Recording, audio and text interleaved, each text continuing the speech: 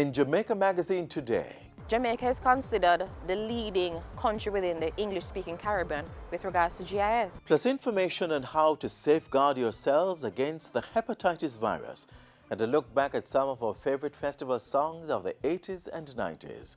Hello, I'm Adrian Atkinson. Keep watching.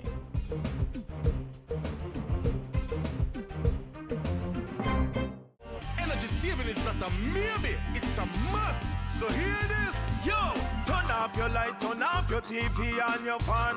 When you not use it, turn off your heater and your AC as part of the plan. When you not use it, the public sector retrofitting, so the private sector and we fit join in. Retrofitting? Yeah. What that? How you do that? Listen up. Hey, a whole time light bulb. That's what that. Use energy saving bulb. I delete that. Put a regulator on your refrigerator. Use your wits to save water. Be smart, you know. And all motor is so long fi drive fast. Ease up half of the gas. Save gas. Energy conservation throughout the nation. Every woman and man come join in the plan. The plan to save energy. We must save energy. Ease up on the energy. Up on the energy. Save today, protect tomorrow.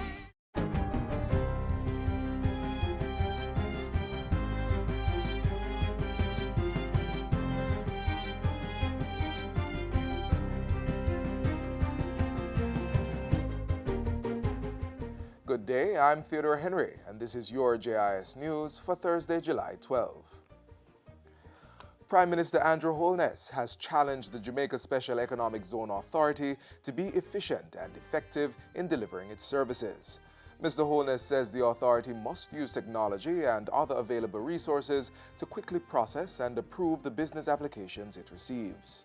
As we evolve as a society, as we develop as a country, a part of that development must be the change in our bureaucratic culture. Bureaucracy is not bad, but bureaucracy doesn't mean that the thing must take 10 days if it can take one. Prime Minister Holness was speaking Wednesday at the official opening of the Special Economic Zone SEZ Authority's office on Waterloo Road. The authority is responsible for regulating special economic zones on the island. It is also tasked with implementing the Global Logistics Hub initiative. 480,000 direct and indirect jobs are expected to be created from over $28 billion worth of investment across 4,000 hectares of space earmarked for special economic zones across the island. Already, 104 companies have received special economic zone status, allowing them to access fiscal incentives, including tax breaks. Meanwhile, an updated MSME and entrepreneurship policy and implementation plan has been tabled in Parliament. Industry and Commerce Minister Audley Shaw tabled the policy during this Tuesday's sitting. The policy serves as a comprehensive framework for the implementation of strategies to support the growth and development of the MSME sector. It will also address the needs of businesses over the entire investment life cycle. We continue to recognize the critical and strategic role of the MSME sector in growth and development. We further recognize that this sector needs all the support from government in order to realize its potential. Minister Shaw says he has directed his team to accelerate all initiatives dealing with the use of unclaimed funds in banks to finance MSMEs. The ministry will also move quickly to expand the Jamaica Business Development Corporation, JBDC's network, through the Small Business Development Center model. Water is to be trucked to several communities across the island that are experiencing shortages due to drought conditions. The Ministry of Local Government is providing $30 million to implement the drought mitigation project through the municipal corporations in affected parishes. Portfolio Minister Desmond McKenzie made the announcement at yesterday's post-cabinet press briefing. He said this represented the first phase of government's response to the dry spell affecting the parishes of St. Catherine, Clarendon, St. Elizabeth, St. Mary, and Portland. The government is prepared to spend whatever we can to ensure that adequate water is provided, not just for residential use, but also we have to take into consideration parishes like Manchester and St. Elizabeth, which are critical to the economic growth of the country in terms of being the parishes that is responsible for a significant portion of our food supplies. The Meteorological Service of Jamaica has issued drought alerts for sections of St. Catherine, Clarendon and St. Elizabeth, and a drought watch for Portland. Minister Mackenzie says the forecast for the 3-month period from July to September is for higher than normal temperatures with lower than normal levels of rainfall. He says additional measures will be implemented if the situation worsens. Ground has been broken to start construction on 2 high-dependency units at the Spanish Town Hospital. The hospital is the latest to receive a maternal and neonatal unit as part of the program for the reduction of maternal and child mortality, PROMAC. The European Union is funding PROMAC to the tune of €22 million. Our partnership with the government of Jamaica, in this case with the ministry, is very much about supporting the strategies and the goals that are explicitly spelled out in your Vision 2030. Health Minister Dr. Christopher Tufton says the target is to reduce global maternal mortality rate to less than 70 per 100,000 live births and lower infant mortality to 12 per 1,000 live births by the end of the year 2030.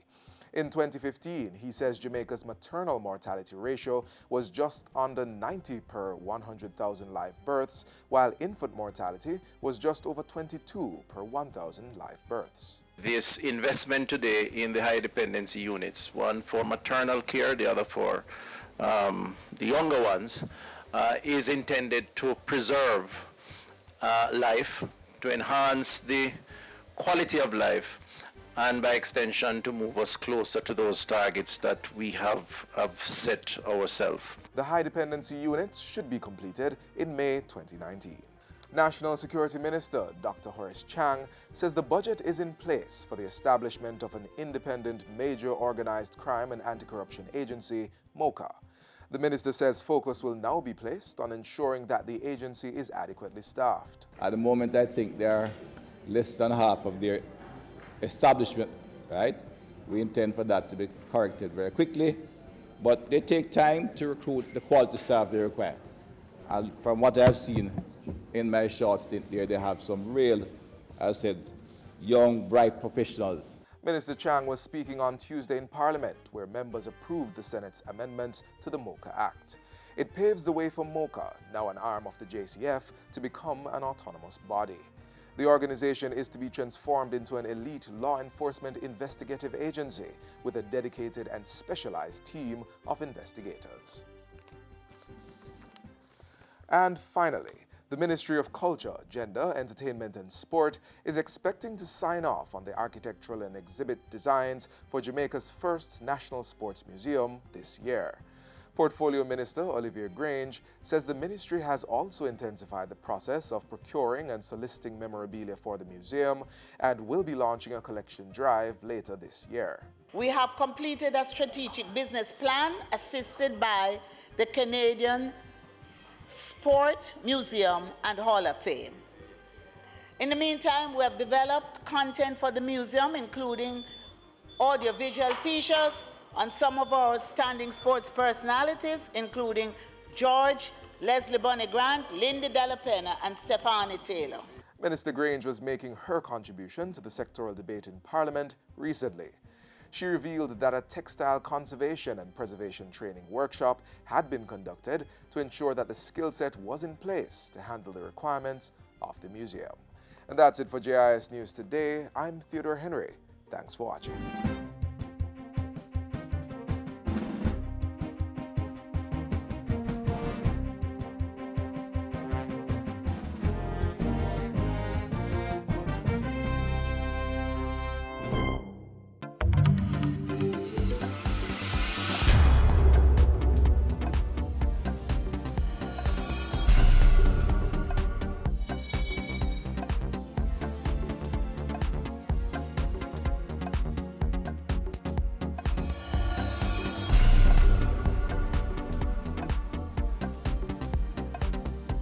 It's all around us. It influences how we work, learn, live, play, and plan for the future.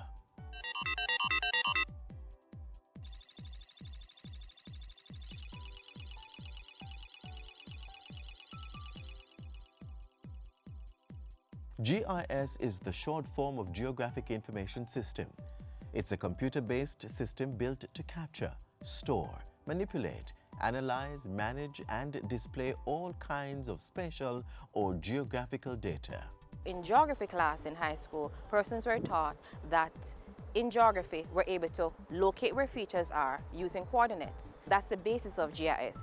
Knowing where these features are on the Earth's surface and being able to represent that within a computer-based environment where that is seen visually.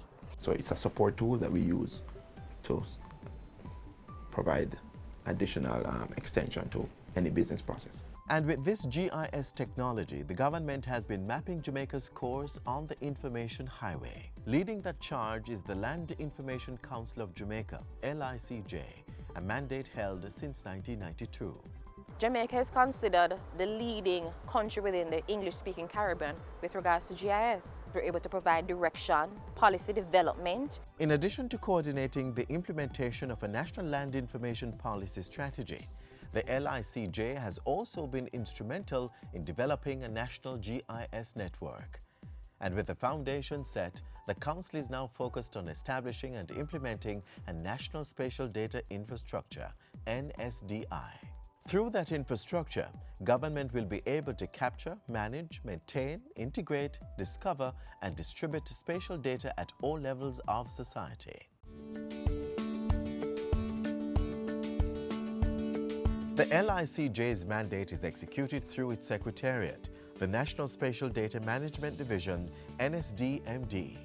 We provide a lot of technical support to all of these various government agencies that actively use GIS to carry out their mandate. We train these persons. Apart from that, we facilitate conducting GIS needs assessments. Government is currently the largest user of geospatial and related technologies, and that usage runs throughout government. It's seen in the water sector, transport, disaster management, environment management, national security, education, health, and agriculture. But no other area has seen the proliferation of GIS technology than that of land use and development.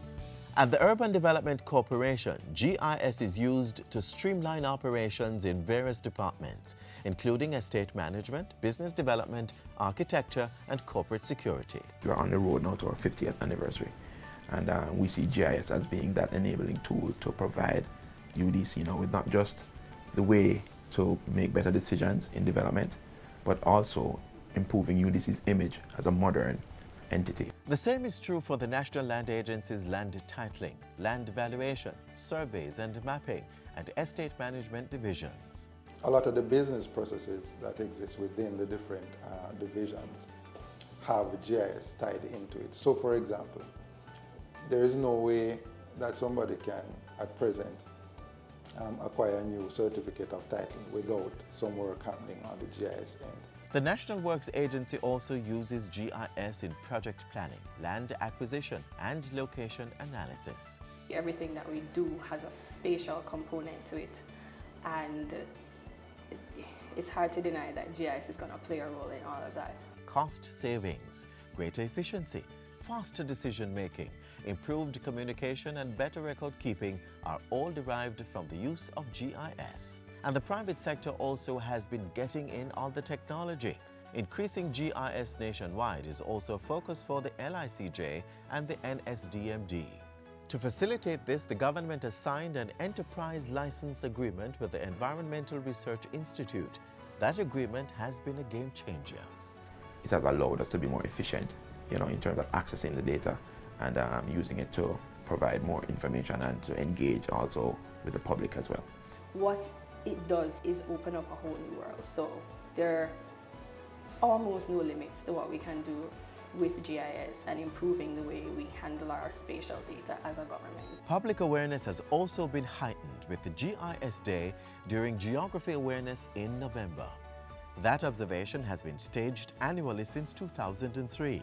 In 2017, with the LICJ celebrating 25 years groundbreaking work, there will be a two-day GIS user conference in October.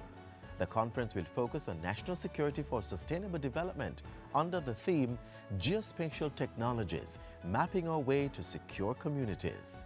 As we strive to learn more about each other and the world around us, there is no doubt that GIS is the most practical and beneficial tool in this process.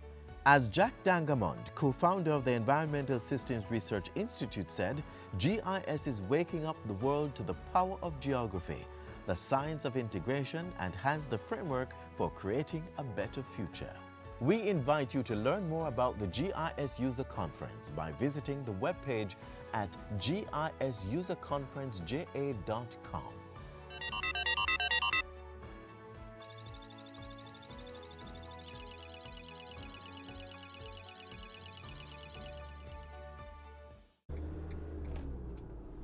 On our roads, remember, take time, be courteous, drive good, walk good. Don't drink alcohol and drive. Don't drive tired or sleepy. Don't tailgate and don't overtake unless it is safe to do so. And always drive at a speed which will allow you time to stop quickly and safely. Let's keep it safe on our roads. We turn our attention to a very important health issue. Hepatitis is a viral infection that affects the liver. So today we share the causes and how the hepatitis virus can enter the body in the first place.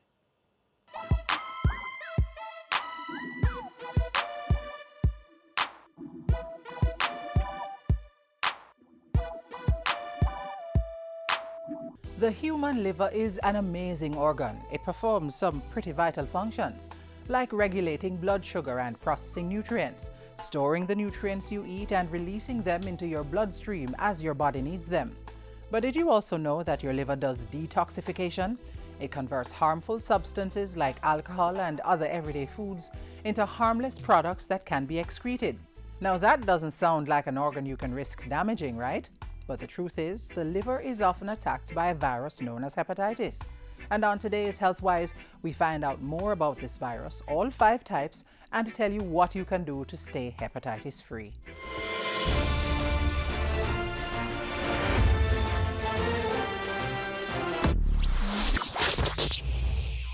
Hepatitis poses a serious threat to the liver. Upon entering the body, the virus attacks the liver, causing varying stages of infection and diseases. These range from mild to chronic and put victims at high risk of cirrhosis of the liver, as well as liver cancer. Hepatitis also leads to death in many cases. The World Health Organization (WHO) reports that viral hepatitis kills 1.5 million people worldwide every year. Alarming statistics that have prompted the WHO to push for a change in attitude to the various types of hepatitis. The WHO has designated July 28 as World Hepatitis Day to raise awareness and to call for access to treatment and better prevention programs that start with knowledge of how the virus enters the body in the first place. This depends on the type of virus, whether it's hepatitis A, B, C, D, or E. Hepatitis A and E are caused from ingesting food or water contaminated by feces of an infected person. It usually occurs where there is a lack of safe water and in cases of poor sanitation and proper hygiene. Certain sexual practices can also contribute to the spread of hepatitis A. While the A virus is not known to cause chronic liver disease, it does cause debilitating symptoms and acute liver failure, which can be fatal. Hepatitis B is contracted through exposure to infected blood, semen, and other bodily fluids. It can also be transmitted from infected mothers to infants in childbirth, transfusion of unscreened blood, and through contaminated needles from drug use or medical procedures. The B virus also poses a risk to healthcare workers who get stuck accidentally by needles while caring for infected patients. Hepatitis C is passed on mainly through contaminated blood. Transmission through sex and from mother to child is also possible, but much less common. Hepatitis D infections occur only in those who are infected with the B virus. This dual infection of the B and D viruses can lead to a more serious disease and worse outcomes.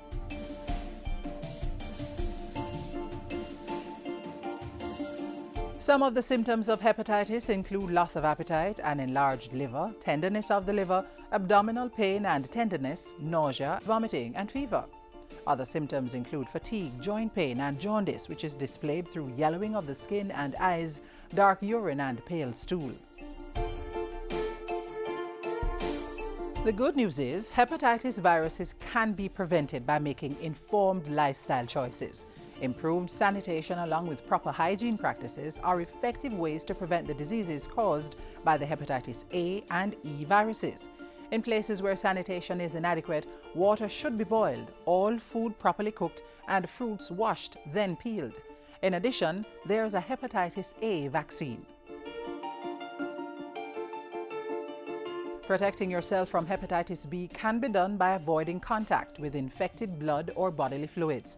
This means avoiding unprotected sex, sharing razors, nail files, toothbrushes, or needles used by infected persons. There's also a vaccine for the hepatitis B virus. Doctors recommend it for all infants as soon as possible after birth, followed by 2 or 3 doses to complete the primary series. However, children and adolescents under 18 who haven't yet been vaccinated can still get the vaccine. The hepatitis B vaccine also provides protection from the D virus. As for hepatitis C, there's currently no vaccine, but research is ongoing.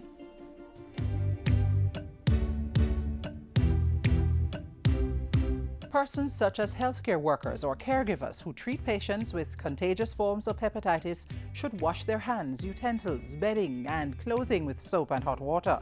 Also, people traveling to countries where hepatitis is widespread are advised to get vaccinated before leaving. Hepatitis can pose a serious threat to your liver, but there are other factors that can contribute to liver damage. Among them, excessive drinking of alcohol, traumatic injury like the kind you could sustain in a car crash, autoimmune disorders, and adverse reactions to medication. Be on the alert, practice proper hygiene, and check with your doctor. Be good to your liver and it will be good to you.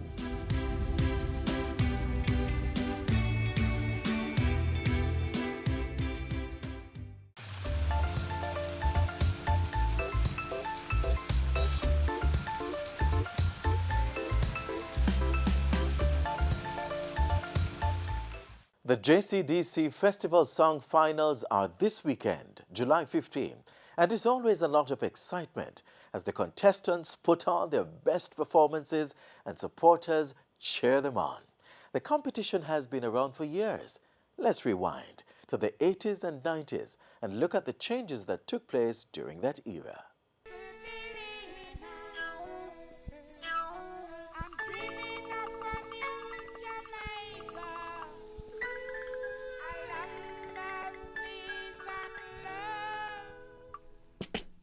It was also the beginning of a new era in the festival song competition. The foundation was already laid in the 60s and 70s, producing songs that document Jamaica's culture, heritage, and the spirit of the people. But with the 80s and 90s came changes, with some songs having a different sound. She go, she stop, she go. Hey, I want a woman. I need someone. The sing started around 80. It's talking over the rhythm. You follow what I'm saying? So it created a whole new thing where the dance different and the whole attitude different. So it was known here as melodic and as sweet as the 60s, 70s. And there were other changes. In 1994, word came from the Jamaica Cultural Development Commission, JCDC, that the then 29-year-old festival song competition would be renamed the Popular Song Competition. The aim? To represent the music of the day and to somehow cause the music to have appeal beyond the independence period. The festival song too, if you check a lot of them, had, whenever a festival come out, the songs they were kind of a like momentum, jump up feel to it. I guess because they wanted to be celebratory. You have a kind of, you know, so even though Roxy might be on or a slower beat might be on at the time, people still think say during festival you need something for, so you find the artists who enter or the producer tend to inject, in my view, more of a mentor, which is our indigenous music anyway. And then again, because you call it festival song, the shelf life is very limited. A festival song seldom lives after independence. It is used to drum up feelings and excitement up to festival. after that. So sales and things will be gone. The change also set out to attract younger artists who were into reggae and dancehall and persuade the more established ones to participate. There was this feeling among them that when you enter a festival, they are stigmatized as a festival singer, and so they didn't see themselves entering it. And worst of all, they feared entering, and one of them know a man from the rural parishes, be them. You see, they couldn't live with that, right? So I was saying, no, whenever change the name from festival to popular, it would remove the stigma or lessen the dislike for it. To the younger artists, however, they saw the festival stage as an opportunity to shine. The name change did not affect the success of the competition, but in 2008, JCDC decided to go back to its original name. I didn't get the kind of response I thought it would have caused by changing the name and having these more reputed artists entering. It didn't happen. But the public didn't say a word. But years after, they figure the tradition should be maintained. Let's go back to festival song contest. And though the name brand artist stayed away, three-time winner of the 70s, Eric Donaldson, continued, winning 4 more times in the 80s and 90s, the most of any festival singer to date. But I am proud to be Jamaican, and I love Jimmy Highland. Another high point of the festival song competition in the 80s and 90s, it produced the first female winner. Mr. Give me back me sweet Jamaica, me land of sugar and rum. Give me back me sweet Jamaica, me little island in the sun. This period also gave rise to the popular Give Thanks and Praise artist Roy Rayon. He took home the top prize 4 times. So give thanks and praises, we are still alive. Going walk through the valley of the shadow of death, we survive. It was a joyous time for Jamaicans all over. We were proud, it had meaning, it had substance, and you were very proud as a Jamaican to sing that song. My first time I entered would have been 1980. And it's not true that every time Roy Rayon entered, he won. Not true. I've won some second prizes, but they don't count. The top prize is what is most important. Other multiple winners included the Astronauts and Stanley Beckford with 3 each. Contributing to the success of the 80s and 90s were the road shows. Because our songs really and truly, they got exposure. Great exposure. You were going island-wide doing 14 shows. The songs were, you one song, each song was playing like 3-4 times, 5, could up to 6 times per day. That's the sort of rotation for up to 6 weeks. So so you monitor that. You don't care if you didn't like a song. Everybody knew every song.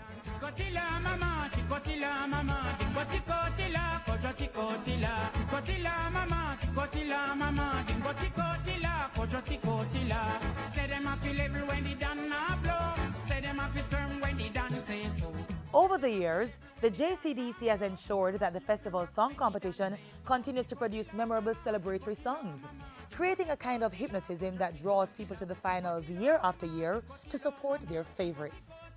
To have kept it going from 63 or 66 till now, first of all, is a major achievement. And I think it's a flagship item on the JCDC's showcasing of our culture each year. All nations have them sensation, and every nation have them moderation. This is the time for a happy meditation. Nobody first enjoy the celebration, yeah. Mama, daddy, auntie, daughter, and youth man, enjoy yourself in your homeland a little more.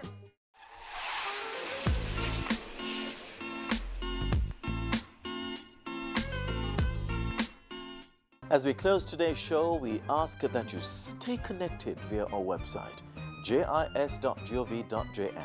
And while you're online, send your feedback to Jamaica Magazine at jis.gov.jm or via tweet at JIS News. On behalf of the entire production crew, I'm Adrian Atkinson. Thanks for watching.